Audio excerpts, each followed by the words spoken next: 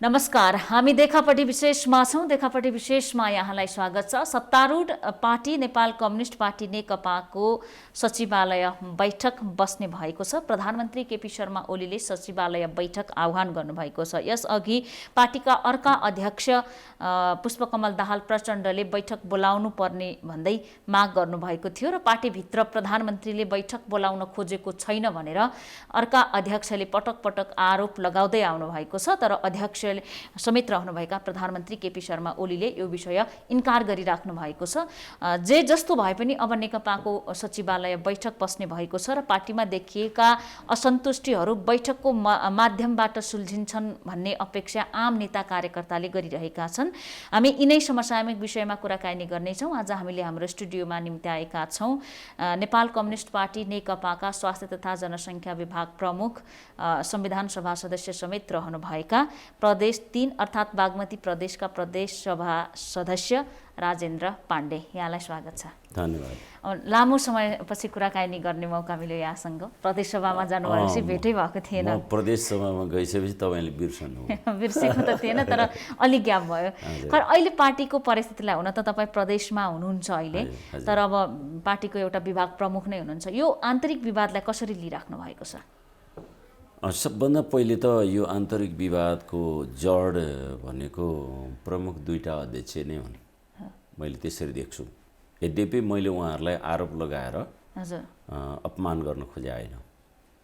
यो 2006 सालमा त्यति बेला हाम्रा अग्रजहरू कमरेड पुष्पलाल ले पार्टी नेपाल कम्युनिस्ट पार्टीको जन्म दिनुभएको थियो। उहाँको नेतृत्वमा कमरेड पुष्पलाल, निरञ्जन गोविन्द वैद्य, नरबहादुर कर्माचार्य, नारायण विलास जोशी, मोतीदेवी श्रेष्ठ, 5 जनाले कलकत्ताको श्याम बजारमा गएर उहाँहरूले पार्टी स्थापना गर्नुभएको थियो। नेपालमा पार्टी स्थापना गर्न सक्ने परिस्थिति थिएन, एकदमै गाह्रो अवस्था थियो।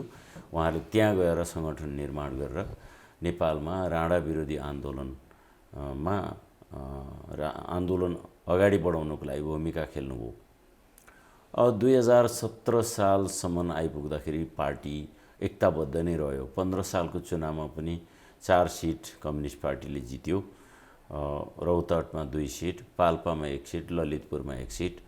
र 17 सालको घटना, राजा महेन्द्रले बहुदलीय व्यवस्थालाई अन्त्य गरेर पञ्चायती व्यवस्थाको सुरुवात गरिसकेपछि पार्टीभित्रै, कम्युनिस्ट पार्टीभित्रै एक थरी मान्छेहरू राजाको कदमलाई स्वागत गर्न पुगे। काङ्ग्रेसभित्रका पनि एक थरी मान्छेहरू स्वागत गर्न पुगे। राजा बलियो भए र पार्टीहरू कमजोर भए। अनि त्यसपछि पार्टीहरू कमजोर भएपछि क्रमशः कम्युनिस्ट पार्टी व्यक्ति पिछेका टुक्रा टुक्रामा हुँदै गयो। झन्डै 27-28 सालसम्म पुग्दा त 35-36 वटा टुक्रा जस्तो हुन पुग्यो।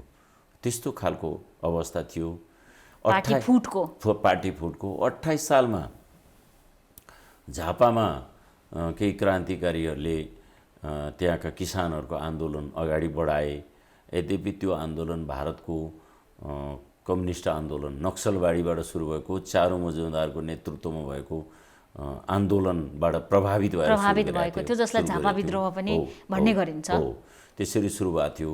त्यसले केही त्यसका सुरुवातका विचारहरू केही बेठिक थिए, व्यवहारहरू बेठिक थिए, तर त्यसमा एउटा आत्मउत्सर्ग थियो र नेपालमा एउटा बलियो कम्युनिस्ट पार्टी निर्माण गर्ने यो राजाले फुटाइदिएर बर्बाद बनाइरहेको जुन अवस्था थियो, त्यो सबैलाई समेट्ने ढङ्गले आँट गरे। केही क्रान्तिकारीहरू मारिए, केही 20औं वर्षलाई जेल परे। यसरी पार्टी सुरुवात भयो फेरि नयाँ ढङ्गले। त्यो नयाँ ढङ्गले सुरुवात भएको पार्टी त्यति बेला हामी कोअर्डिनेसन केन्द्र भनेर बनायौँ। पछि नेकपा माले भनेर बनायौँ 35 सालमा। त्योलाई 47 सालमा आएर मनमोहन कमरेडको नेतृत्वमा भएको मार्क्सवादी पार्टी र मदन भण्डारीको नेतृत्वमा भएको माले पार्टीलाई जोडेर एमाले बनायौँ। तर पनि पार्टी, कम्युनिस्ट पार्टी एकीकृत भइसकेका थिएन। कमरेड प्रचण्डको नेतृत्वमा 52 सालदेखि जनयुद्ध सुरु भयो। त्यसले पनि राष्ट्रव्यापी रूपमा एउटा आकार ग्रहण गर्यो। 17,000 मान्छेहरू मारिने स्थिति बन्यो। सिँगै देशको यो व्यवस्थामै उथलपुथल हुने स्थिति बन्यो, जसको कारणबाट संविधान सभाको निर्वाचन नगरी सुख नपाउने स्थिति बन्यो, एउटा नयाँ खालको स्थिति बन्यो। यो दुईटै पार्टी जोडिन आवश्यक छ भन्ने चाहिँ महसुस भइरहेको थियो। त्यो महसुस भइरहेको कुरालाई 74 सालको निर्वाचनमा छुट्टा छुट्टै पार्टीको चिन्हमा लडे पनि अब हामी मिलेर जाउँ चुनावमा भन्ने खालको स्थिति बन्यो। त्यसले गर्दाखेरि स्थानीय निर्वाचनमा तत्कालीन माओवादी पार्टी काङ्ग्रेससँग मिलेर चुनाव लड्यो, हामीहरू छुट्टै लड्यौँ। तर 74 को प्रदेश सभा र केन्द्रीय प्रतिनिधि सभाको निर्वाचनसम्म आइपुग्दा मिलेर चुनाव लड्ने स्थिति बन्यो। चुनावपछि पूर्ण बहुमतको वामपन्थीहरूको कम्युनिस्ट पार्टीको सरकार बन्ने स्थिति बन्यो। कमरेड केपी ओली त्यसको अध्यक्ष हुनुभयो, प्रमुख हुनुभयो, प्रधानमन्त्री हुनुभयो। यो अगाडि बढ्ने क्रममा ढाक्क दुईजना नेताहरूले आँट गर्नुभयो। यद्यपि त्यो आँटलाई एकदम ऐतिहासिक काम भन्नुपर्छ, धेरै महत्त्वपूर्ण काम हो। 6 सालको कम्युनिस्ट पार्टी फेरि 75 साल ज्येष्ठ 3 गते आएपछि हामी एक ठाउँमा जम्मा भयौँ, एउटै पार्टी बनायौँ, नेकपा। पार्टीलाई एउटा देशव्यापी रूपमा जनताको बिचमा एउटा उत्साहपूर्ण वातावरण उहाँहरूले सिर्जना गर्नुभयो। फुट्ने इतिहास भएको पार्टीमा विशाल एउटा जुट हुनु भने आफैमा ऐतिहासिक क्षण पनि भयो। त्यो एकता जोड्ने यो असाध्यै ठुलो महत्त्वपूर्ण काम थियो। त्यो नेपाली जनताले जे आशा गरेका थिए नि, धेरै कुरा गुमाएर पनि मान्छेहरूले, सारा जनताहरूले चाहिँ कार्यकर्ताहरूले खुसी व्यक्त गरे। तर त्यहाँनेरि ग्राउन्ड के थियो त भन्दा उहाँले सिद्धान्त जतिलाई लगेर एउटा खोपामा फ्याँकिदिएर चुनाव एकता गर्नुभयो। दुई अध्यक्षले पार्टी सिद्धान्तलाई थन्काइदिनु, सिद्धान्तलाई एकता गर्नका लागि भन्ने कुरा यहाँ मान्नुहुन्छ हो। यहाँ के भयो त भन्दाखेरि जनताको बहुदलीय जनवाद हाम्रो मार्गदर्शक सिद्धान्त थियो, त्यसलाई पनि अहिले थन्काइदिउँ भनेर भन्ने कुरा भयो। अब 21औं शताब्दीको जनवादका कुराहरू थिए कमरेड प्रचण्डको नेतृत्वमा, तत्कालीन माओवादी केन्द्रको त्यो पनि अहिले थन्काइदिउँ, महाधिवेशनमा त्यो त एउटा बहसपछि एकता महाधिवेशन गरौँला, त्यसमा छलफल बहस गरेर समाजवाद उन्मुख पनि भनेको छ, मिल्दोजुल्दो गरी जे सहमतिबाट आउँछ त्यो सिद्धान्त मानौँला भन्ने कुरा त थियो नि। त्यो कुरा थियो। तर त्यति बेला के थियो त भन्दाखेरि सिद्धान्तको लागि हामी एकता गरे होइन रहेछौँ, टेक्निकल कुराको लागि, केवल सरकार चलाउनको लागि, पदमा पुग्नको लागि, बहुमतको सरकार दिनको लागि मात्र गरे जस्तो देखियो। यति छिटो अवधिमा होइन, यो 3 वर्षको बिचमै अहिले तपाईँले देखिरहनु भएको छ, 3 वर्षको बिचमै कुरा आइरहेछ। स्वयं प्रथम अध्यक्ष सम्मान्य प्रधानमन्त्रीकै लेभलबाट जनताको बहुदलीय जनवादको छलफल सुरु गर, होइन, प्रचार सुरु गर भनेर ठाउँ ठाउँमा निर्देशन भएको भन्ने ढङ्गले पनि आइरहेछ। त्यो कहाँसम्म कतिसम्म सत्य हो? अब यदि त्यस्तो हो भने अनि यो बिचमा के पनि कुरा आयो भने प्रचण्डलाई तपाईँ अब आउँदो महाधिवेशन पछिको अध्यक्ष तपाईँ नै हो, एकल अध्यक्ष, तर तपाईँले जवाज मान्नुपर्छ भन्ने खालको कुरा पनि आयो, भन्ने कुरा पनि आयो। त्यस्तो कुरा थियो भने जवाज छोड्नै नहुने कुरा थियो भने हिजो किन छोडियो? होइन, पार्टी एकता गर्नलाई त्यो त 10 राउन्ड हुन्थ्यो होला, 20 राउन्ड छलफल हुन्थ्यो होला। सरकार त बनिसकेको थियो नि, सरकारको एउटा कोर्समा त गइसकेको थियो, गठबन्धनकै आधारमा सरकार बनेको थियो।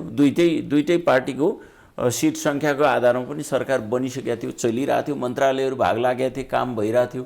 फेरि हामी पार्टी एकता नै गर्ने किन भन्दाखेरि कुनै पनि दिन दुईटा पार्टी मिलेर चलाएको सरकार चाहिँ कोलिएसन गभर्मेन्ट नै हो, होइन, संयुक्त सरकार जति हो। यो कुनै पनि बेला फुट्न सक्छ, कुनै अन्य शक्तिको प्रभावमा पनि परेर यो फुट्न पनि सक्छ, फुटाइदिन चाहनेहरूले फुटाउन सक्छन् भन्ने उहाँलाई ज्ञान आर्जन भयो। अहिलेको यहाँको भनाइलाई मान्ने हो भने पनि के नेकपा सिद्धान्तकै लागि लडिराखेको छ त भन्ने कुरामा त कुनै तुक देखिँदैन नि।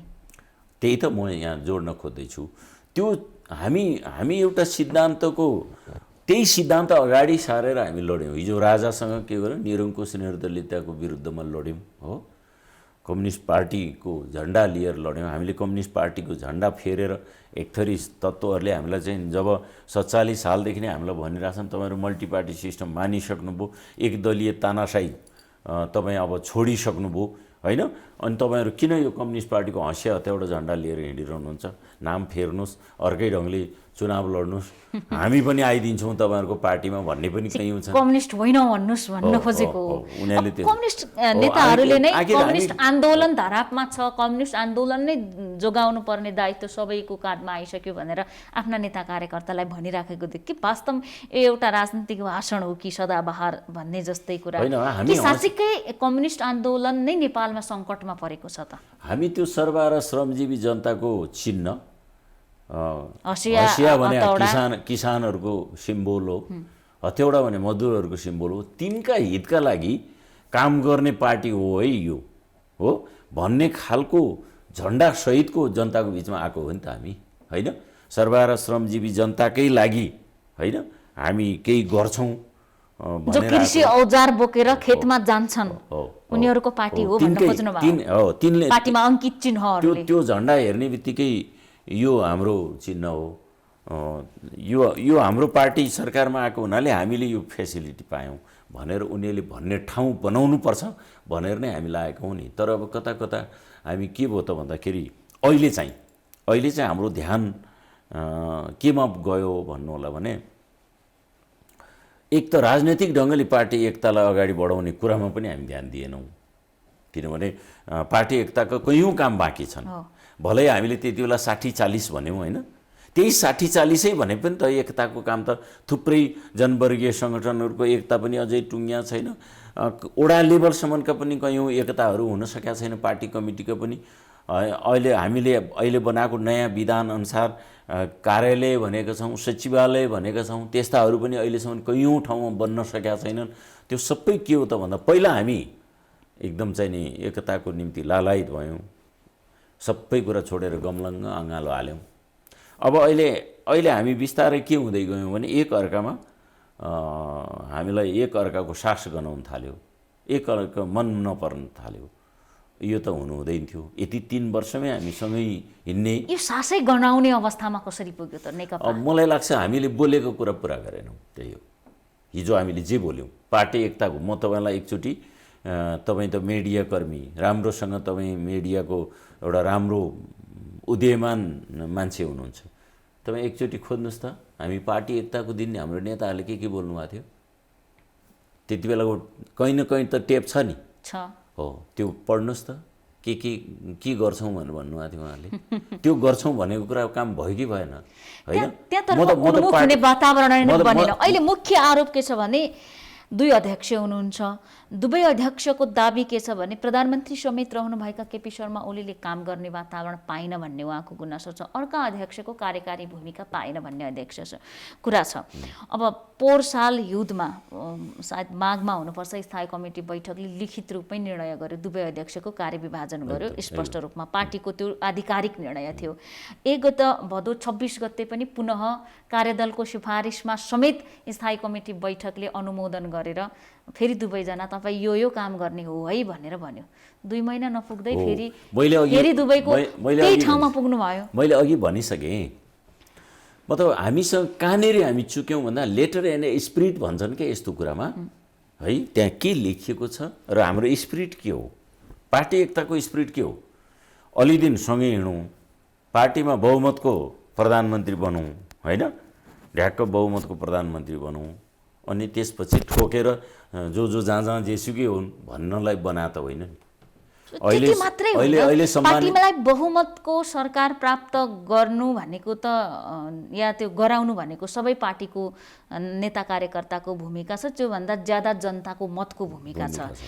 जसरी पनि हुन्छ कामै नदिउँ भन्ने मानसिकताका मानिस पनि देखिए नि। तपाईँ म बताउँ, बहुमत हुँदैमा केही हुँदो रहेनछ। म 2000 त्यो मान्यता स्थापित नहोस् अहिले पुनः 2048 सालदेखि म पार्लियामेन्ट, केन्द्रीय पार्लियामेन्टमा प्रतिनिधि सभा छु। 48 सालमा नेपाली काङ्ग्रेसको पूर्ण बहुमतको सरकार थियो। चुनावबाट 110 सिट जितेका थिए, 4 जना स्वतन्त्रहरू पनि सामेल भएको थिए, 114 सिटको थियो, होइन? 103 सिट भए बहुमत, कम्फर्टेबल मेजोरिटी थियो।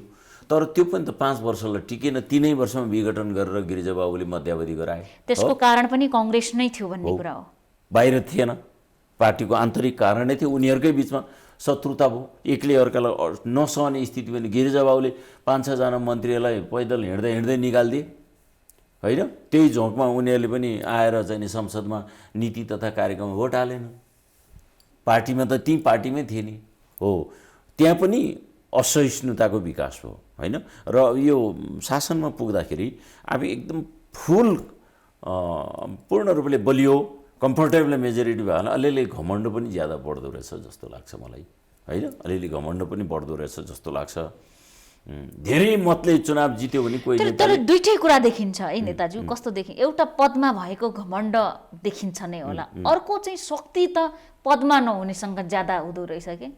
पदमा नहुनेले उठ भने उठ, बस भने बस्नु पर्ने जस्तो पनि देख्यो। पदमा नहुनेलाई चाहिँ के हुँदो रहेछ भने गुमाउनलाई कम छ, पदमा नहुनेसँग त खासै गुमाउनु पर्ने केही हुँदैन। अनि त्यस कारणले जति अराजक बने पनि त्यो अनसिन हुँदो रहेछ। त्यसैले पदमा हुनेले निहुरिनै पर्छ। एउटा भनाइ छ नि, फलेको वृक्षको हाँगो नझुकेको कहाँ छ र भने फलेको वृक्षको हाँगो चाहिँ झुक्छ नि हो। त्यसैले झुक्नै पर्छ।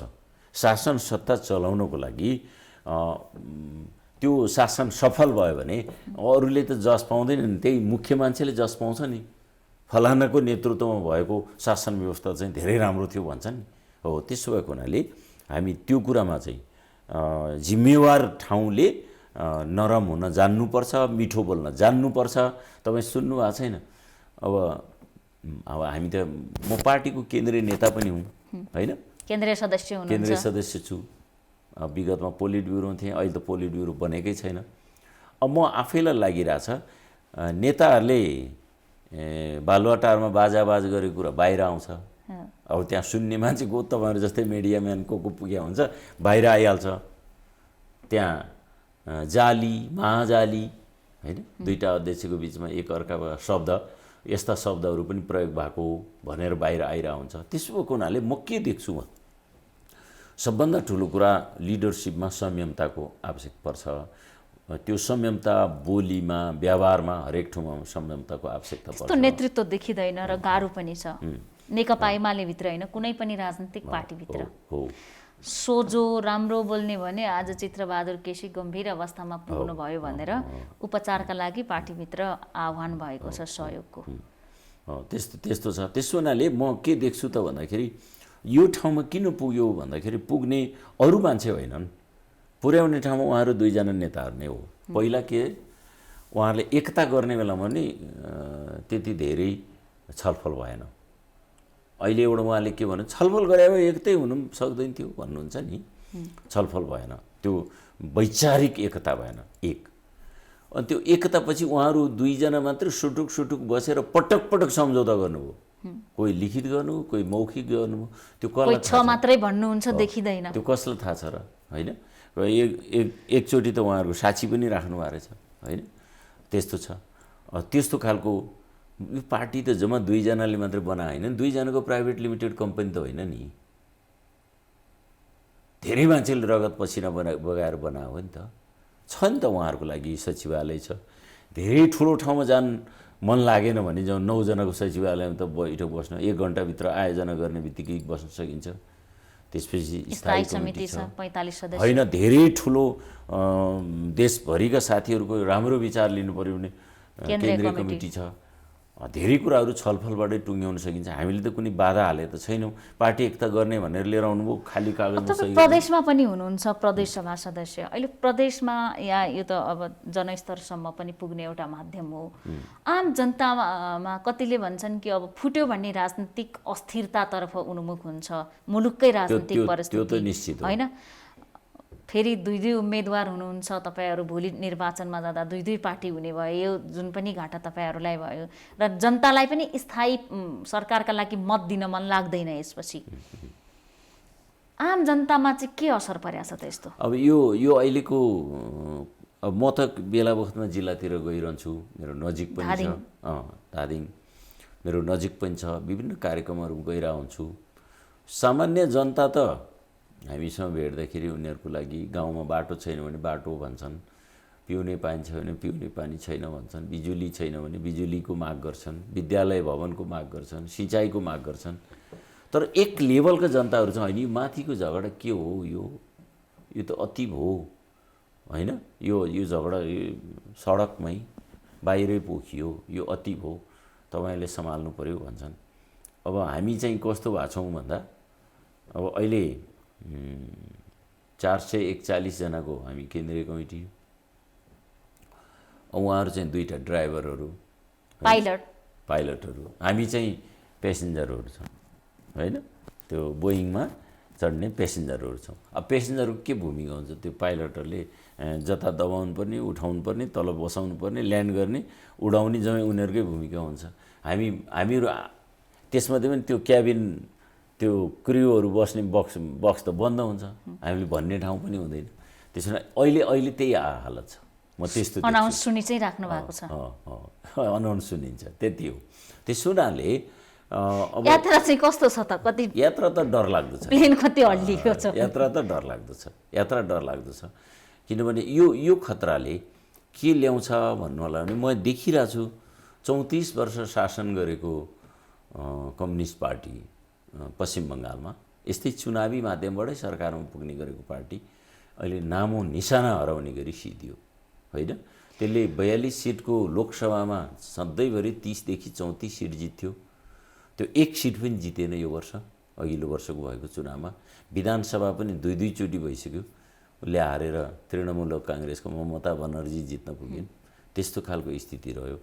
त्यो 34 वर्ष शासन गरेको कम्युनिस्ट पार्टी, सर्वहारा र श्रमजीवी वर्गको प्रतिनिधित्व गर्ने पार्टी, त्यसले साँच्चै त्यहाँका गरिब जनताको हितमा काम गरेको भए यो स्थिति त आउँदैन थियो होइन। त्यहाँ पार्टीभित्र पनि के सिर्जना भयो त भन्दाखेरि अब बिस्तारै राजनीतिक रूपले सचेत कार्यकर्ता भन्दा पैसाले सचेत कार्यकर्ताहरू देखा पर्न थाले होइन। चुनाव पनि गुन्डागर्दीमा अगाडि बढ्न थाल्यो, बुथ कब्जा गर्ने। केही सीमित कार्यकर्तालाई खुसी बनाएपछि तिनीहरूले बुथ कब्जा गरिदिने भए। अब ती बुथ कब्जा गर्ने खालका चाहिँ नि सण्ड मुसण्ड त जोसँग पैसा धेरै हुन्छ उसैले लगिहाल्छ नि होइन। अब अहिले बिजेपीले लान सक्ने भयो, काङ्ग्रेस अहिले लान सक्ने भयो, तृणमूल काङ्ग्रेसले लान सक्ने भयो, कम्युनिस्ट पार्टी हरायो, सिद्धियो। सिङ्गो भारतमा मैले अगाडि बुझेँ 54-55 सिट लोकसभामै जित्थ्यो त्यो पार्टीले। अब अहिले आएर जम्मी 4 सिट दक्षिण भारतमा, त्यो पनि काङ्ग्रेस आइसँग मिलेर उसको बैशाखी टेकेर चुनाव जित्नु परेको छ भनेपछि त्यो हरायो, सिद्धियो भन्दा पनि छ। हामी पनि त्यही बाटोतिर लाग्दैछौँ। फुटका लागि अलिकति नेताहरू उत्साहित भएको जस्तो पनि देखिन्छ। अविवेक अति यस्तो आउँछ कि फुटे पनि के हुन्छ, त्यो सामान्य छ र भने जस्तो नेकपा फुटिहाल्यो भने भोलि तपाईँ अब चुनावमा जान त 2 वर्ष बाँकी त छ जम्मा जम्मी, त्यति सजिलो छ। म यो चुनाव भयो भने म तपाईँलाई बताउँ, मैले लामो अवधिदेखि देखाएको छु। 53 सालमा हाम्रो पार्टी, 54 सालमा हाम्रो पार्टी फुट्दा त्यो चाहिँ महाकाली विवादले नै त्यो फुट्ने ठाउँमा पुग्यो। म चाहिँ महाकाली सन्धिमा नेपाल ठगिएको छ भन्ने कुरा उठाउने वामदेवको पक्षमा थिएँ। मैले महाधिवेशनमा पनि भोट उहाँकै पक्षमा भोट हालेँ। तर जब पछाडि पार्टी फुट्ने कुरामा वामदेव कमरेड अगाडि बढ्नुभयो, म तपाईँलाई साथ दिन तयार छैन, रोकिनुहोस्, ठिक छ अब पार्टीले गल्ती गर्यो, फेरि अर्को दिन सक्यो भने सच्याउँला, तपाईँ नजानुहोस् भनेर मैले धेरै कोसिस गरेँ। मैले अड्याउन सकिनँ उहाँलाई। अब म सानो मान्छे थिएँ, म त्यति बेला प्रमुख सचेतक थिएँ, पार्टीको अञ्चल कमिटीको सचिव थिएँ। अब म केन्द्रीय सदस्य पनि थिइनँ, मैले सच्याउन सकिनँ। म त्यति बेलाको त्यो फुटको पीडा म सम्झिरहेको छु। त्यो फुटको बेलामा त्यति बेला के थियो भन्दा एक थरी नेताहरू के भन्ने गर्नुहुन्थ्यो भने गए पनि जाउँ केही फरक पर्दैन भन्नुहुन्थ्यो।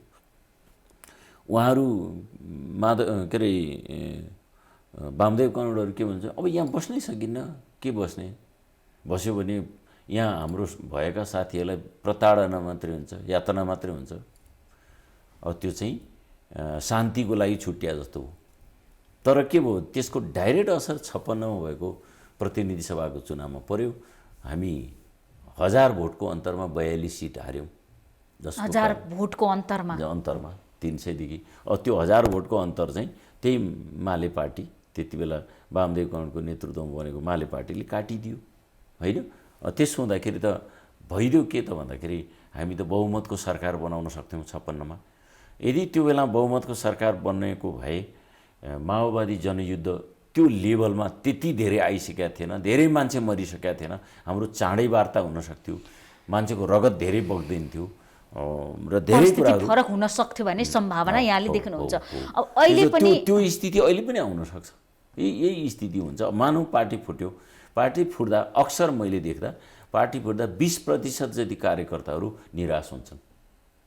अब कतै पनि लागिँदैन, यो केही काम छैन, अब या डाइभर्ट हुन्छन्। हो, यो यतिको बहुमत भएको शासन व्यवस्था हाम्रो पार्टीको सरकार अब ल्याउन सकिन्न। अर्को महत्त्वपूर्ण कुरा के छ भने शान्ति प्रक्रियालाई पनि टुङ्गोमा पुर्याउनु पर्ने महत्त्वपूर्ण कुरा छ। अब दुई ठुला कम्युनिस्ट पार्टी जसले जनयुद्धलाई पूर्व एमाले समेत स्वीकार गर्छु भनेर सार्वजनिक ठाउँमा उद्घोष गरिसक्यो, स्वीकार गरिसक्यो। यहाँहरूले पनि अब तपाईँ पनि स्वयं जनयुद्धको एउटा अनरसिप लिनुपर्ने व्यक्ति हुनुहुन्छ यहाँनिर। यो कति प्रभावित हुन्छ त? कति प्रभावित हुन्छ भन्नु होला भने यदि हाम्रो पार्टी फुट भयो भने मलाई लाग्छ सङ्घीयतामाथि नै समस्या पर्न सक्छ। अहिले हामीले सङ्घीय लोकतान्त्रिक गणतन्त्र भनेर ल्याएको छौँ। नेपालमा एउटा शक्ति अहिलेको यो राजनीतिक शक्तिहरू कमजोर भइदिउन् र हिन्दू राज्य खडा गर्नुपर्छ भनेर पनि एक थरी मान्छेहरू हिँडेका छन्। त्यस्तो पनि म देख्छु। तिनीहरूलाई पनि बल मिल्छ, त्यो हिन्दू राज्य खडा गर्नुपर्छ, ल हेर सक्यो त, आखिर त बहुदलीय व्यवस्थाको यत्रो भारी बहुमत हुँदा पनि त देश त चलाउनु सक्छ। ठुलो जुलुस पनि आइरहेको छ, राजा आऊ देश बचाऊ हिन्दू राष्ट्रको पक्षमा। कङ्ग्रेसकै महत्त्वपूर्ण व्यक्तिहरूले यसमा लबिङ गरिराख्नु भएको छ।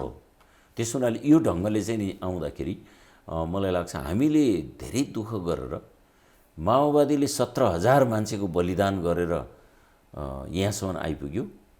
हामीले पनि त्यस्तो हजारौँ हजार हाम्रा कार्यकर्ता साथीहरू मारिए, बेपत्ता भए, होइन, शहीद भए, सारा भए, धेरै जेल बसे, सारा त्यस्तो भएर हामी आइपुगेका छौँ। हाम्रो धेरै यो अभियानमा लाग्दा 17 वर्षको थिएँ राजनीतिमा आउँदा, होइन, अभियान मैले लागेकै पनि भएछ जम्मै 45 वर्ष जस्तो, होइन। भनेपछि हाम्रो 45 वर्षसम्म हामीले दौडधुप गरेको, लडेको, जुधेको, जेल बसेको, अनेकौँ अप्ठ्यारो भोगेको उपलब्धि त गुम्ने भयो नि त। र यो उपलब्धि हामीले अहिले ल्याएको सङ्घीय लोकतान्त्रिक गणतन्त्र मात्रै गुम्दैन, हाम्रो यो अहिलेको संविधान च्यातिन्छ। अहिले हामीले बनाएको 3 तहको सरकार, 753वटा स्थानीय सरकार, होइन, 7वटा प्रदेश सरकार, केन्द्र, यो सारा कुराहरू ध्वस्त हुन्छ। नेकपा फुट्यो भन्ने कुरा आधार के? यसको आधार भनेको के त भन्दा अहिले देशको सबभन्दा सशक्त पार्टी भनेको नेपाल कम्युनिस्ट पार्टी बहुमत सहितको सरकारमा छ। अब यो आपसमा फुट्यो भने यो फुटले मलाई लाग्छ काङ्ग्रेसलाई बलियो बनाउँदैन। किनभने मलाई के थाहा छ भने मैले पहिला भनेको थिएँ, हाम्रो पार्टी फुटिरहेको बेलामा त्यति बेलाको सभामुख रामचन्द्र पौडेल हुनुहुन्थ्यो, उहाँ कञ्चनपुरतिर हुनुहुन्थ्यो। उहाँले हतारमा आएर हाम्रो पार्टी फुटलाई चाहिँ सदर गरिदिनु भएको छ क्या संसदीय दलमा। कङ्ग्रेसलाई बेनिफिट होस् भनेर मैले उहाँलाई पटक भने, उहाँ कञ्चनपुरमा हुनुहुन्थ्यो, म त्यति बेला प्रमुख सचेतक थिएँ। रामचन्द्रजी, यो सबै सांसदहरूलाई शनाखत गराइदिनुहोस्, यो सिग्नेचर हो कि होइन, यो फुटाउन दर्ता गर्ने साथीहरूको सिग्नेचर हो कि होइन, शनाखत गराइदिनुहोस्, हामी बसेर हेर्छौँ। म त प्रमुख सचेतक हुँ सत्तारूढ दलको, के अरे यो अहिलेको पार्टीको भनेर मैले रिक्वेस्ट गरेँ। उहाँले त्यो मतलब राख्नु भएन। अनि त्यही दिन मैले भनेको थिएँ, तपाईँले हाम्रो पार्टीलाई फुटाउनको लागि फुटोस्, चाँडै फुटोस् भनेर तपाईँले प्रयत्न गर्नुभयो होइन। एक दिन हेर्दै जानुहोस्, तपाईँको पार्टी पनि फुट्छ। तपाईँको पार्टी फुट्दा चाहिँ त्यति बेला थाहा पाउनुहुन्छ पार्टी फुट यस्तो सिस्टममा कति पीडादायी हुँदो रहेछ। आखिर नभन्दै मैले भने जस्तै हो, त्यसको 2-3 वर्ष 4 वर्षपछि त उहाँको पार्टी पनि फुट्यो। काङ्ग्रेस र काङ्ग्रेस प्रजातान्त्रिक फुटेर गए वा चोइटिएर गएका पार्टीहरू त्यति फलिफाप नहुने जस्तो पनि इतिहासले देखाएको छ। पुनः फर्किनुपर्ने अवस्था भएको ग्राउन्ड पनि भतिन्छ। परिस्थिति अहिले हिजोको दिनमा सत्तामा जानका लागि 2 जना भएको पार्टी पनि फुटेर 1 जना मन्त्रीमा जान्छ भनेर तत्कालीन मधेस केन्द्रित भएर राजनीति गरिरहेका पार्टीहरूलाई आरोप थियो। उहाँहरू समेत जुटेर अब नेकपा कङ्ग्रेसको विकल्पमा राष्ट्रिय पार्टी बन्छु भनेर अहिले सङ्घर्ष गरिराख्नु भएको छ, त्यसमा कार्यान्वयन गरिराख्नु भएको छ। देशकै ठुलो पार्टी फुट्यो भने हो, त्यो यही त समस्या छ। कुरा के हो त भन्दाखेरि त्यो अब हामी फुट्यौँ भने पहिलो नम्बरमा त तपाईँले जनतामा आशा जगाउने भनेको अब पूर्ण बहुमतको सरकार बनाऊँ, त्यस बहुमतको सरकारले यो कुरा दिन सक्छ भनेर जनतामा आशा जगाउने हो। त्यो आशा काङ्ग्रेसले पनि जगाउन सकेन, किन उसले दुईचोटि पूर्ण कम्फोर्टेबल मेजोरिटी सहितको सरकार बनायो, दिन सकेन। हामीले त्यही कुरा उठायौँ।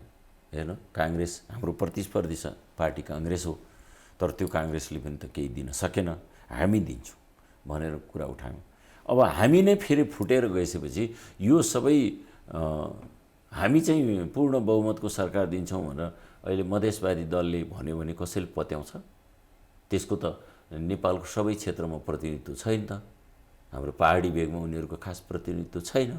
साँच्चै यद्यपि अहिले दाबी छ 77 वटामै सङ्गठन विस्तार भयो भन्ने, तर प्रभावकारिताको हिसाबले हुनु बेग्लै कुरा हो। सङ्गठन त 5-7 जना भएपछि पुगिहाल्छ। त्यसमा अहिले त कतिपयलाई त पार्टीको प्रतिनिधित्व गरेर कहीँ यसो बैठकमा भाग लिन पाइन्छ भनेर पनि बसिदिने हुन्छ, होइन? त्यस्तो हुन्छ। त्यस हुनाले त्यसको ठुलै माने लाग्दैन। र यो पार्टी फुटको परम्पराले कहाँ पुर्याउँछ भन्दाखेरि एउटा यस्तो स्थितिमा पुर्याउँछ कि हरेक पार्टीमा अविश्वास सिर्जना गर्ने मात्रै हुन्छ। जनताले अब हामीले गएर जनताको बिचमा भनिरहेको कुरा पनि कसैले पत्याउने स्थिति बन्दैन। जनताले पत्याइदिएर नै हामी यो ठाउँमा आएको छौँ, यति ठुलो पार्टी बनाएको छौँ। गुटलाई प्रश्रय जानी दिइराखेको पनि देखिन्छ नि। त्यस्तो छ। असन्तुष्टि भएको व्यक्तिसँग छलफलका ढोका बन्द छन्, छलफल गर्न चाहेको छैन। जहाँ छलफल गरेर समाधान हुँदैन त्यहाँ घनीभूत छलफल भइरहेछ नेकपाभित्र। त्यो चाहिँ किन हो?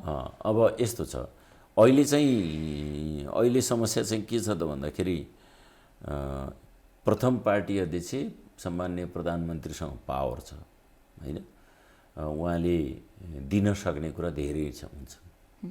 त्यस हुनाले एक थरी हाम्रो नेतृत्व चाहिँ त्यो पावरसँग घुर्की लगाएर झगडा गरेर के न्यू खोजेर केही चिज लिने प्रयत्न गरिरहेको देखिन्छ। बार्गेनिङ भइरहेको छ। त्यो गलत हो। त्यहीँनेरि उहाँहरू चुक्नु भएको, त्यहीँनेरि उहाँहरू चुक्नुभयो। जस्तो म तपाईँलाई बताउँ, मैले यो भन्दाखेरि नेताहरूलाई रिस उठ्न पनि सक्छ।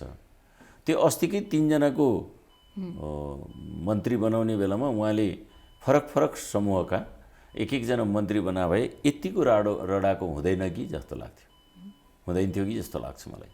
त्यस हुनाले मूलत राजनीतिक ढङ्गले अहिलेको तपाईले मन्त्री परिषद पुनर्गठनबाट नै यो विवाद सुरु भएको हो भन्ने निष्कर्ष त्यो पनि हो। जस्तो अहिले भन्नु न, म तपाईँलाई बताउँ, यो भन्दा त मैले दुईटै नेताहरूलाई दुवै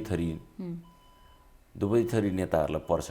हजुर, के छ भन्नु होला भने अहिले कोभिडले जुन महामारीले हामी ग्रस्त छौँ, जनताहरूले सुनिरहनु भएको छ। टिचिङ हस्पिटलमा 22 वर्ष काम गरेको त्यहीँको अफिसर टिचिङ हस्पिटलकै बेड नपाएर मरे रे, होइन? मतलब हामी स्वास्थ्य क्षेत्रकै बारेमा सबभन्दा बढ्ता पार्टीको स्वास्थ्य विभागको प्रमुख पनि हुनुहुन्छ। त्यो नाताले पनि म आफू बहुत दुःखी पनि छु। ती भाइ धादिङकै मान्छे थिए। अब म दुःखी पनि छु, किनभने यो मैले पटक उहाँहरूलाई भने पनि छु, स्वास्थ्य मन्त्रालयमा भनेको छु, मन्त्रीज्यूलाई भनेको छु, सबै ठाउँमा हामी केही प्रोग्राम लैजाउँ है भनेर भनेको छु। सुरुवातमा यस्तो कुरा पनि आयो कि कतिपय साथीहरूले प्रस्ताव पनि राखे, प्रत्येक गाउँपालिकालाई हामी 10-10 करोड पैसा छुट्याइदिउँ। त्यो कति जाला, 7-8 अर्ब जाला। त त्यसले त यो सबै समस्यालाई स्क्याटर पनि गर्छ, सबै ठाउँमा केन्द्रित पनि हुन्छन्। स्थानीय सरकारलाई जिम्मेवारी दिएको पनि हुन्छ, विश्वास गरे पनि हुन्छ। उहाँहरू पनि काममा लाग्नुहुन्छ नि त। सबैजना जनताको स्वास्थ्य त नजिकको जनता को समस्यामा छ त उनलाई थाहा हुन्छ नि। त्यो कुरातिर पनि हामीले ध्यान दिन सकेनौँ। र राम्रा अस्पताल, यो लकडाउन भनेर बस्यौँ नि, त्यो बेला त हात बाँधेर बस्ने बेला थिएन। केही अस्पतालहरूलाई चाहिँ स्तरोन्नति गर्ने, उपकरणहरू थप्ने, भेन्टिलेटरहरू ल्याउने, यस्ता कुराहरू गर्नुपर्ने थियो। त्यो कुरामा पनि हाम्रो कमी रह्यो। अब यी तमाम कुरालाई हेर्ने हो भने 2 वर्षपछिको निर्वाचनमा जाँदा नेकपाको सरकारले केही गरेन भनेर जानुहुन्छ त यहाँहरू? केही पनि भएको छैन काम त थुप्रै भएको छ, तर त्यो के हुन्छ भन्दाखेरि, जस्तो म तपाईँलाई सानो उदाहरण दिउँ, सरकारले अहिले स्वास्थ्य स्वास्थ्य सुविधा यो कोभिडको उपचारको लागि लागेको खर्च सरकारी अस्पतालमा भएको खर्च तिर्ने भन्यो होइन। तर अगाडि त फेरि फरक निर्णय थियो, अदालतले आदेश दियो तिर्ने भन्यो। गर्नु त सरकारले गर्नुपर्छ, सरकारले चाहिँ चाहेको होइन, अदालतको आदेशको कारणले चाहिँ गरे हो भन्ने परेन। केही त्यस्ता राम्रा निर्णय भएको छन् तर त्यो अर्काको दबावमा भयो भने हामीले गरे ठहर्दैन नि त। त्यस्ता कामहरू राम्रा कामहरू भएको छन् सरकारको तर्फबाट, तर सरकारले जनताको मन छुने कुन सिजनमा के कुराको मन छुने हुन्छ होइन। घरमा मान्छे मरेर आँगनमा लास भइरहेको हुन्छ, त्यो बेलामा जग्गा किन्ने कुरा गर्नु हुँदैन नि। त्यो बेला त त्यो लासलाई बन्दोबस्त गर्ने कसरी, घाटमा लैजाने कसरी, त्यो घर परिवारलाई सहयोग पुर्याउने कसरी भन्ने कुरा पो छलफल गर्नुपर्छ त होइन र। अहिले नेकपाको झगडा यस्तै देखिएको छ। घरमा आँगनमा लास परिरहेछ, अब हामी अरू कुरामा झगडा हुने। एक थरी प्रधानमन्त्रीले टेर पुछर लाउनु भएन, वास्तै गर्नु भएन, हाम्रो कुरै सुन्नु भएन, बैठक गर्न नि मान्नु भएन, बैठक गर भनेर नि जिम्मा दिनु भएन भन्ने एक थरी छ होइन। उहाँ भन्नुहुन्छ होइन म बैठक त बोलाउँछु नि त, मेरो अनुकूलमा बोलाउँछु। कहिलेकाहीँ उहाँका शब्दहरू यसो बाहिर छरपष्ट भएर आउँछन्, मेरो अनुकूल नहुने बैठक किन गरिरहने। कहाँ सुन्नुभयो यस्तो भनेको? यस्ता टाइपको कुराहरू पनि आएका छन् होइन, आएका छन्। त्यस हुनाले मतलब यो हाम्रो बोलीमा। तर अब कुरा त के आउँछ भने आज बैठक बसेको थियो कि थिएन, या यो कोभिडको समयमा नेकपाको स्थायी कमिटी, केन्द्रीय कमिटी, सचिवालय बैठक कति पटक बस्यो भन्ने कुरा त 79 सालमा चुनावमा जाँदाखेरि जनताहरूले रेकर्ड राख्ने कुरा हुँदैन। त्यहाँ त सरकारले के काम गरेको थियो, बैठकको कुरा हुँदैन। यहाँले भन्नुभयो नि गाउँमा जाँदाखेरि बिजुली, बत्ती, पानी, बाटोघाटो त्यही कुराहरू प्रश्न सोधिराख्छन्। यो किन सोध्छन् भने जनताले जनप्रतिनिधिलाई सरकार हो भनेर नै बुझ्छन् कि जनताले। आज पनि सरकार भनेको जनप्रतिनिधि हो, त्यसमा पनि विशेष गरी सङ्घीय सांसदहरूलाई नै भनिदिनुहुन्छ, जबकि अब त स्थानीय सरकार पनि छ, प्रदेश सरकार पनि छ। जनता त बिजुली, बत्ती, पानी, मल, खाद, बिउ उत्पादन गरेको वस्तुको बजार मूल्य, त्यसको ग्यारेन्टी चाहन्छ। राजनीति र जनताको अपेक्षा त कहीँ तालमेल खाए जस्तो देखिँदैन नि। त्यस्तो मात्रै पनि होइन, केही नभएको होइन। म तपाईँलाई बताउँ, म चाहिँ यो लोकल डेभलपमेन्टको बारेमा बेसी रुचि राख्ने मान्छे, स्थानीय विकास सम्बन्धी। म स्थानीय विकास सम्बन्धी म पहिला स्थानीय विकास मन्त्री पनि भएँ। त्योभन्दा पहिला म 10 वर्षसम्म स्थानीय विकास सम्बन्धी म स्थानीय प्रतिनिधिहरूलाई, अध्यक्ष उपाध्यक्षहरूलाई प्रशिक्षण दिएर हिँड्ने मान्छे पनि हुँ। मलाई के सम्झना छ भने अहिले 3टा 4वटा 5वटा 7वटा हिजोका गाविसहरू मिलाएर गाउँपालिका नगरपालिका बनाइया छ। हजुर, हिजो एउटा गाउँ विकास समितिले 20-25 लाख, धेरै पाउँदा 30 लाख पाएका थिए भनेपछि 5वटा भए 30 पंचे 150, 1.5 करोड पैसा पाउनेले अहिले 40-50 करोड पाएका छन्। त्यो 40-50 करोडलाई ठिक ढङ्गले म्यानेज गर्दा हिजो एउटा गाउँ विकास समितिले चाहिँ नि 1 करोड पाउन 1.5 करोड 1 करोड पाउँदैन थियो, अहिले एउटा ओडाले 2 करोड 3 करोड 5 करोडसम्म पाएका छन्। त्यस हुनाले अहिले काम पनि भएको छ। यद्यपि अलिअलि करप्सनका कुराहरू पनि आछन्, भ्रष्टाचारका कुराहरू पनि आछन्, नियन्त्रण अलि राम्रो भएन भन्ने पनि छ। त्यो चाहिँ पार्टीको यतातिर झगडा भएपछि त्यहाँ कहाँ नियन्त्रण हुन्छ। गुट चलाएपछि हामी मोनिटरिङ गर्ने कसले भन्ने कुरा छ। हामी अब मेरो नजिकको मान्छे छ त्यहाँ पालिकाको अध्यक्ष छ भने त्यसले बदमासी गरे पनि म आँखा चिम्लिन्छु, किनकि मैले कडाकडी कुरा गरेँ भने ऊ अर्को गुटतिर लागिदेला भन्ने डर हुन्छ मलाई। भएको मान्छे पनि मैले गुमाउन सक्छु, त्यस्तो खालको स्थिति हुन्छ।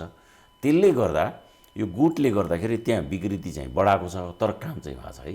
थुप्रै कामहरू भएको छन्। तपाईँले यो 5 वर्षको अवधिको मूल्याङ्कन गर्ने हो भने कामहरू भएको छ। अब गभर्नेन्सको पाटो जनतालाई जिम्मेवारीको हिसाबले पनि अब सरकार भनेको केपी ओली मात्रै होइन भन्ने कुरा त बुझ्नु पर्यो नि सबैले।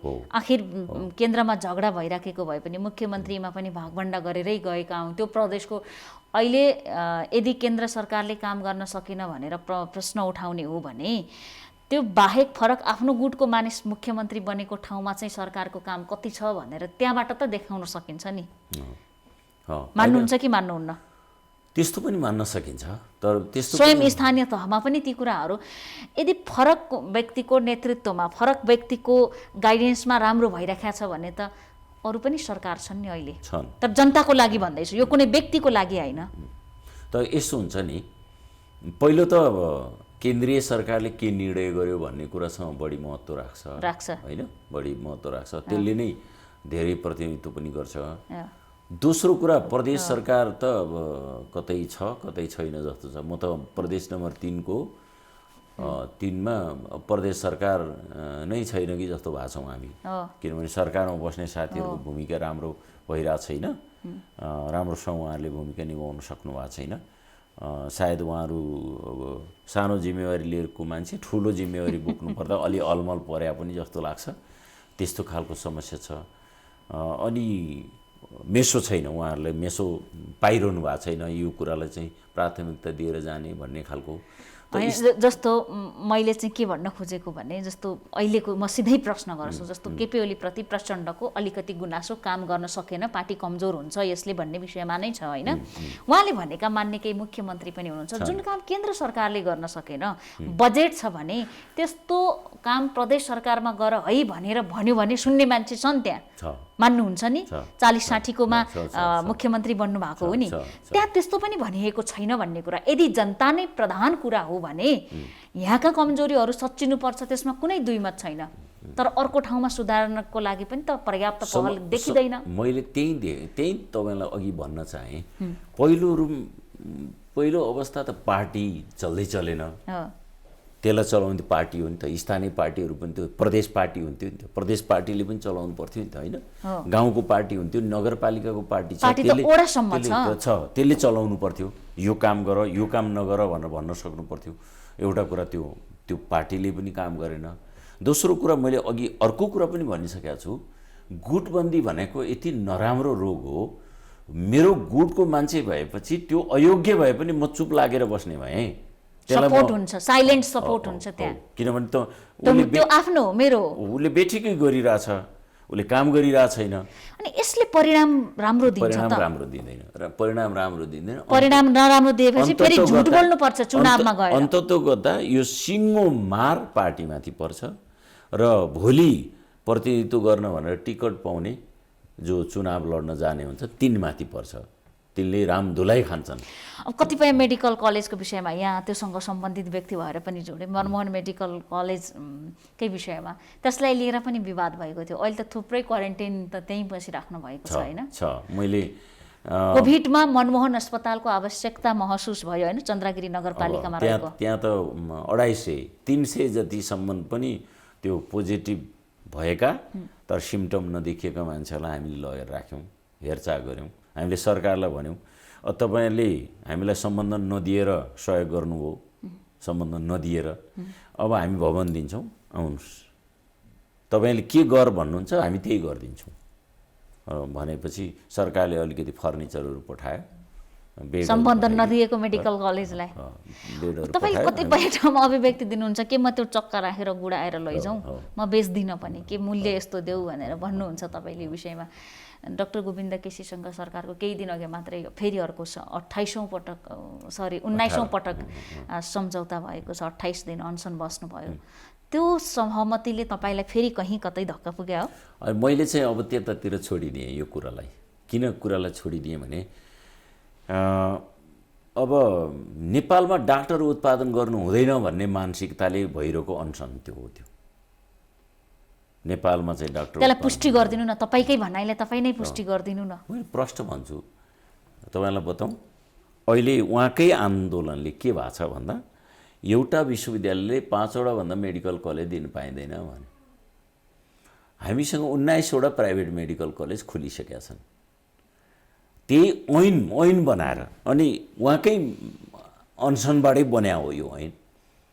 अन्तिममा के भयो, त्यो नबनाएसम्म गोविन्द केसी खुसी हुने भएनन्, उनलाई खुसी बनाउनु पर्यो। यहाँ गोविन्द केसीलाई खुसी बनाउने मान्छे मन्त्रालयमा छन्, हेर्नु सचिवालयमा छन्, सबै ठाउँमा छन्, पार्टीभित्रै छन्, हाम्रो पार्टीभित्र पनि केन्द्रीय नेता पनि छन् गोविन्द केसीका मान्छेहरू, त्यस्तो छन्। एउटा झोलामा अलिकति औषधि बोकेर गाउँतिर डुल्ने मान्छेको पछि किन देश दुनिया लागिराख्यो? प्रवृत्तिको कुरा हो त्यो, गोविन्द केसी होइन, त्यो प्रवृत्ति हो। त्यो प्रवृत्ति के हो त भन्दाखेरि यहाँनेरि म तपाईँलाई बताउँ, नेपालबाट विदेश पढ्न पठाउनेहरू जो छन् ती पठाउनेहरू आन्तरिक रूपमा सक्रिय छन्। नेपालमा मेडिकल माफिया जसलाई हामी भन्छौँ त्यहाँ भर्ना हुने टाइममा आन्दोलन सुरु हुन्छ, यहाँ गोविन्द केसीको अनसन सुरु हुन्छ त्यो भर्ना हुने टाइममा। किनभने त्यो गज्याङगुजुङ गरिदिएपछि त्यो 18 वर्षको हाम्रो बच्चा छ नि डाक्टर पढ्छु भनेर बस्या, त्यसको दिमाग खलबलिन थाल्छ, ऊ हिँड्छ, थट बस्ने होइन बरु जाने विदेश, जहाँ हुन्छ चाइना इन्डिया पाकिस्तान कता कता कता हुन्छ त्यता हिँडिहालौँ भन्ने हुन्छ। त्यसैले गर्दा अहिले पनि बङ्गलादेशमा 4800 स्टुडेन्ट पढिरहेछन्, हेर्न जानुहोस् त्यस्तो खालको स्थिति छ। मेडिकल पढ्न एमबीबीएस गर्न 4800 विद्यार्थी बङ्गलादेश गएका छन्। त्यो पढ्ने व्यवस्था नेपालमा भएको भए ठुलो रकम नेपालमै रहन्थ्यो भन्ने कुरा। 40 अर्ब जति वर्षको पैसा बाहिर जान्छ मेडिकलका लागि, एजुकेसनको लागि बाहिर जान्छ। यो कुरा त मैले धेरैचोटि भने, यो कुरा कसैको पनि धेरै मान्छेहरूको, अब कसैको नभनौँ आम रूपमा निर्णयकर्ताहरूको कानमा पसेन। अनि त्यस हुनाले अब अहिले पनि भन्नुहुन्छ भने आखिर यो कोभिड चम्कियोस् अब 5 वर्ष, त्यो बेलासम्म तपाईँ जान्नुहुन्छ कि हामीलाई कतिवटा मेडिकल कलेज चाहिँदो रहेछ, हामीलाई डाक्टर कति चाहिँदो रहेछ, होइन कति चाहिँदो रहेछ। यसै पालि मैले कयौँ ठाउँमा देखेँ, कयौँ ठाउँमा डाक्टरहरूले उपचार गर्न तयार हुन गाह्रो पर्यो, प्रहरी लगाएर पक्रनु पनि पर्यो, धेरै त्यस्तो ठाउँमा स्थिति पनि पर्यो। त्यसो भन्नाले यो समस्या छ। हामी आफ्नो देशमा उत्पादन गर्ने कुरामा महत्त्व दिनुपर्छ भन्ने खालको कुरा हो। फेरि त्यसमाथि मैले त सहकारी बनाएर 24, 25, 2600 मान्छेलाई सङ्कलन गरेर 1-1 लाख उठाएर बैङ्कसँग लोन लिएर यो कुनै 1 लाख उठाएर बनाएको संस्थाबाट के कुनै नाफा खाउँला, त्यसबाट ग्याम्म चाहिँ डिभिडेन्ड बाँडौँला भनेर गरेका चिज हो र यो त कमसेकम एउटा सहकारीको भावनाबाट केही गरौँ त। मनमोहनजीको नाममा एउटा चिज त आयो त, मैले हाले नि 1 लाख हो, मसँग 2600 मान्छेले हाले त्यस्तै 1 लाख हो। त्यो 1 लाख उसको तरकारी खाएर 3 महिनामा सिद्धिने पैसाबाट एउटा चिज त बन्यो नि, होइन एउटा राम्रो संस्था बन्यो। अहिले तपाईँ हेर्नुहोस् यो कोभिडको 1 दिन बन्द भएन स्वयम्भूको मनमोहन हस्पिटल, हेर्न जानुहोस् उपचार गरिरहेछौँ हामी। त्यसो भएको हुनाले एउटा असल भावनाका साथ गरिएको काम हो।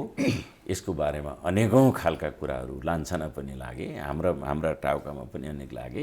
अब यो त यो संसार त्यस्तै छ, हेर्नुहोस्। अब हुन्छ के त थाक्नु भयो कि केही होला भन्ने सम्बन्धन मिल्ने कुरामा होइन। म यो सम्बन्धनको बारेमा मैले आजकल कसैलाई पनि सोध्न छोडेँ। त भवन त्यस्तै हुन्छ। अब यहाँ हस्पिटल चलिरहेछ स्वयम्भूमा, त्यसले हस्पिटल रहेछ। अब दहचोकको भवनमा शैक्षिक कार्यक्रमहरू कुनै पढाउने ओर्ने कार्यक्रमहरू गर्नु पर्ला, अरू के गर्नु, होइन डाक्टर बाहेकको अरू पढाउन पाइएछ, अरू पढाउने काम गर्ने। ब्याचलर कोर्स त हामी 5वटा पढाएको छौँ, डिग्री कोर्स 3टा पढाइरहेको छौँ, 13वटा कोर्स। एमबीबीएस पढ्नु भएन मात्र यति हो त्यो बिल्डिङमा। एमबीबीएस पनि ब्याचलर कोर्सै हो, त्यो चाहिँ हुनु भएन, अरू चाहिँ सबै हुनु त्यही बिल्डिङमा, त्यही बिल्डिङमा देशको कानुन यस्तो छ। अब यो त प्रसङ्गवश जोडेको कुरा हो। नेकपाकै आज मेरो टक सो पनि कोरोनाको बारेमा, डक्टरसँग तिहारको बारेमा एउटा उल्लासमय अवसर आउँदैछ। दसैँ तिहार छठ लगायतका पर्व छन्। यद्यपि कोरोनाका कारणले हामीले उत्साहजनक रूपमा मनाउन पाएका छैनौँ। कमसेकम आम जनताको जो स्वस्थ छ, छिमेकीमा कोरोना प्रभावितलाई ध्यान दिनुपर्ने समय, सबै पार्टीहरू एक ठाउँमा भएको हुनुपर्ने यो समयमा यो नेकपाको बारेमा अन्तर्वार्ता लिँदा हैरान पनि भइसक्यौँ हामी। यो कति मिल्नुहुन्छ फेरि सबै देश दुनियाँको ध्यान नेकपाको लडाइँमा छ।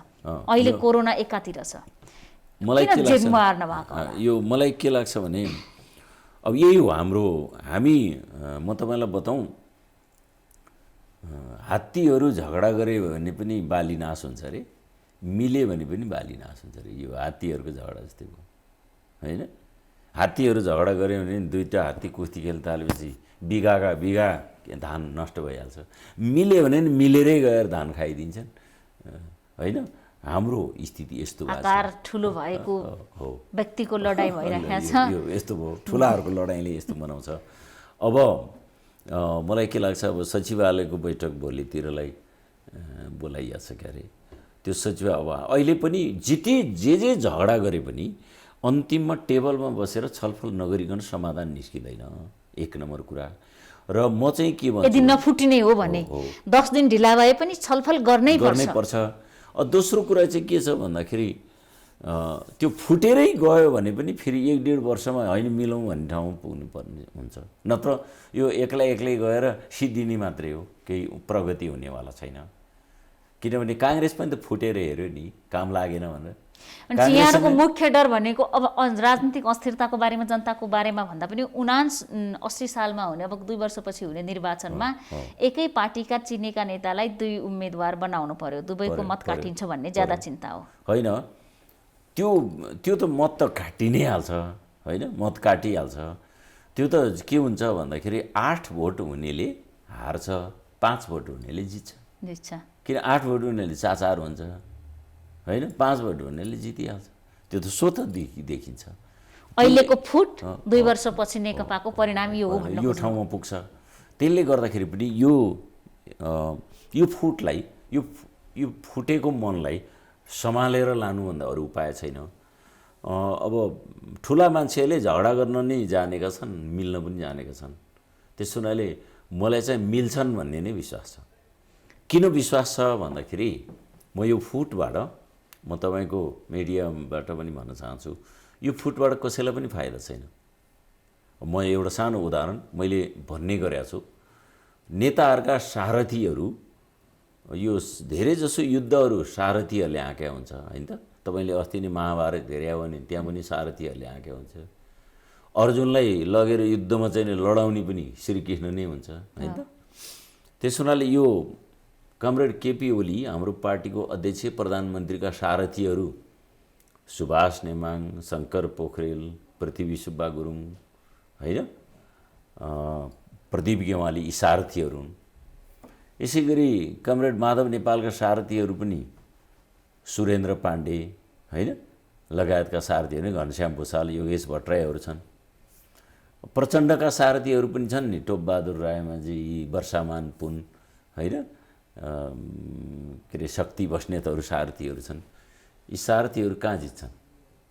यो फुट्यो भने यी सारथीहरू कहीँ जित्ने ठाउँ छ? सबै सारथीहरू हार्छन्। त्यस हुनाले यो फुट्न नदिनलाई सारथीहरूकै महत्त्वपूर्ण भूमिका हुन्छ, नेताको हुँदैन।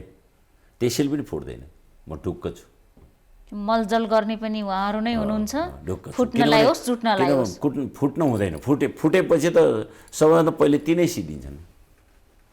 त्यस हुनाले यो सजिलो छ, फुट्न सजिलो छैन।